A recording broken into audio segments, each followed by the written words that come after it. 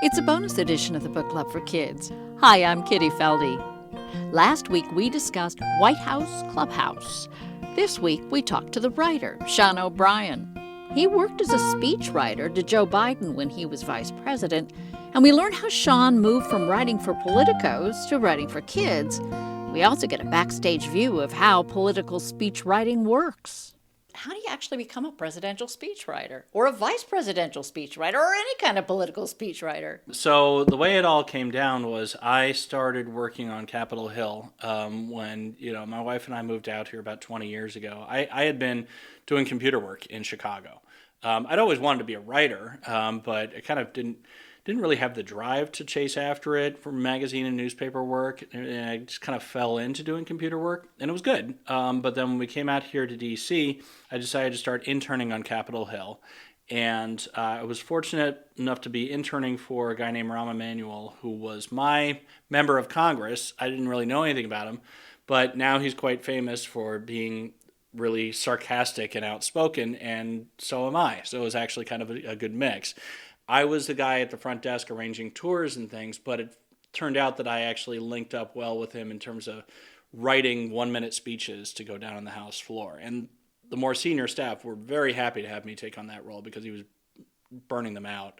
And so starting from there, every other job that I had on the Hill, moving up to being a chief of staff for Mike Quigley, was always, speech writing was a big part of it.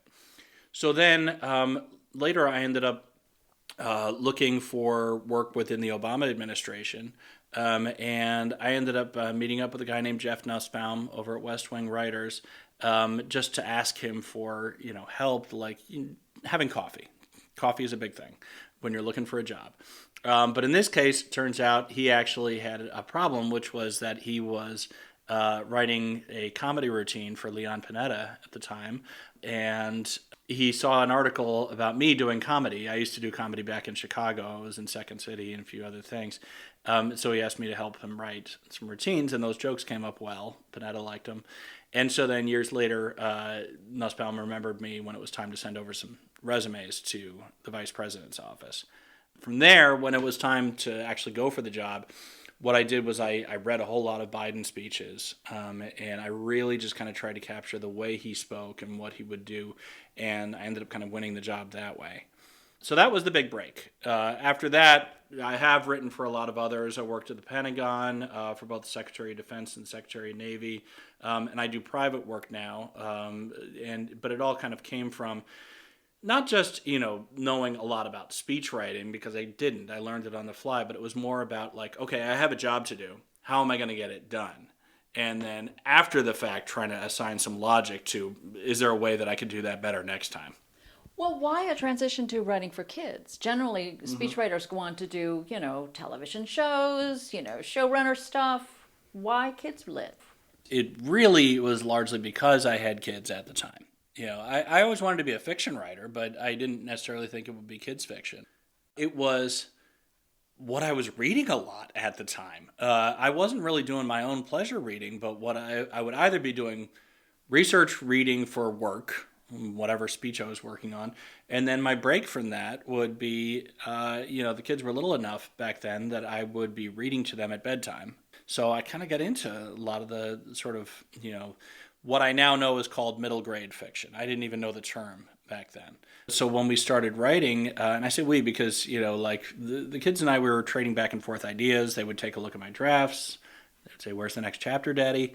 It just kind of naturally fell into what is now kind of looks like a 5th, 6th grade level book. I am actually really happy to have had that chance to go into a little bit of a side thing, because I got a lot of friends who have written books about their time in the White House or their political perspectives and all that. And I think that's wonderful, but it's actually really nice for me to have gone a different direction.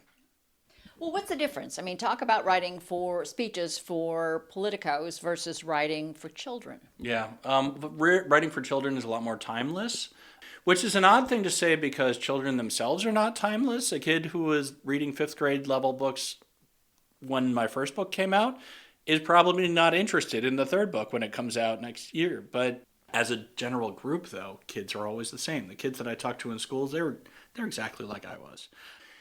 That stuff, especially when you take a long view of history and all of that, that ages a lot better than writing about current events. Even a political or current event book is out of date. Any of them. They're always out of date by the time they get published, just because things move so fast.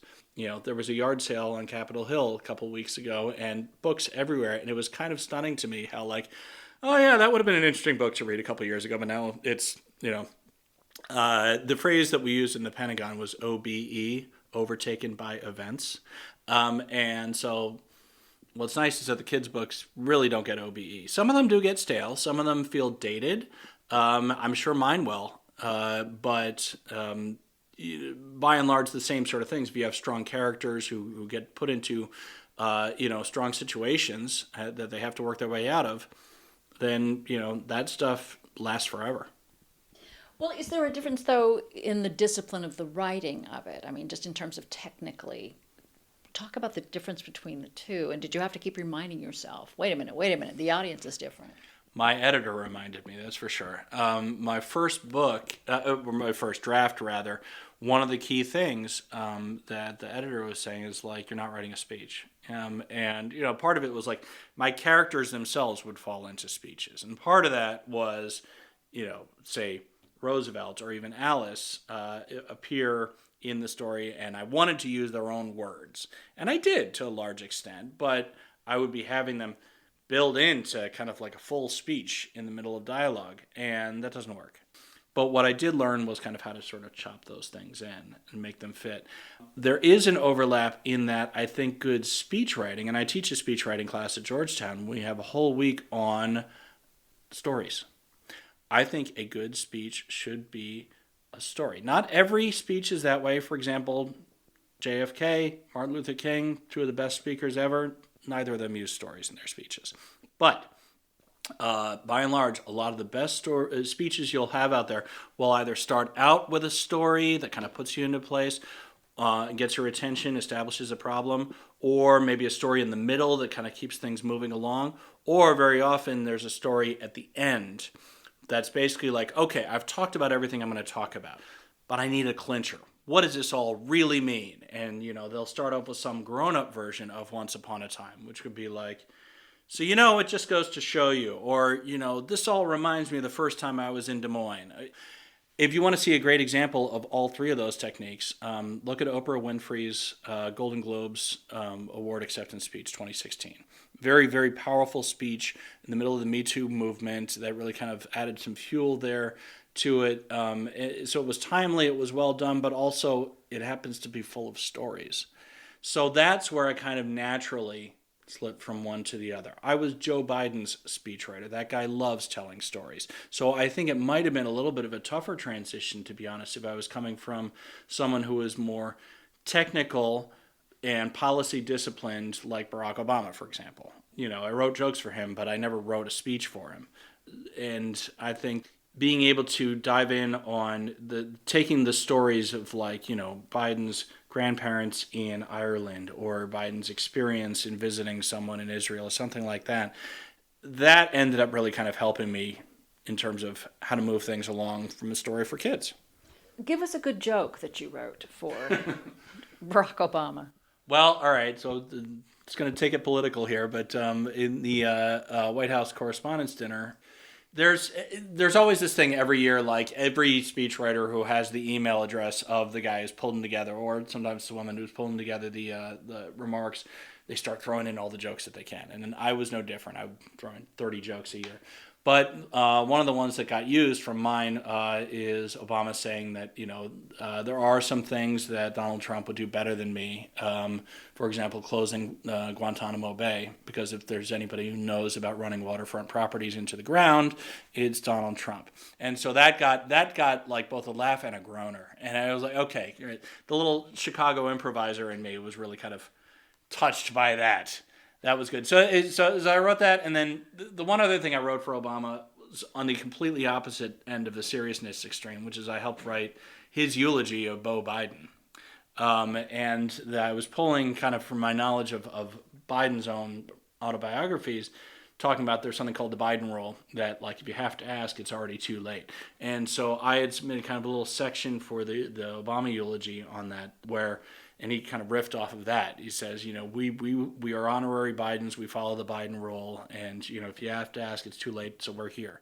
And that touched him to the point where then in Biden's second autobiography, he actually referenced that quote as the one that he remembered from the eulogy. So it was really kind of an odd circular type of moment. But these are the things you end up with, that can be gratifying from speech writing, to be able to do that. Thanks, Sean.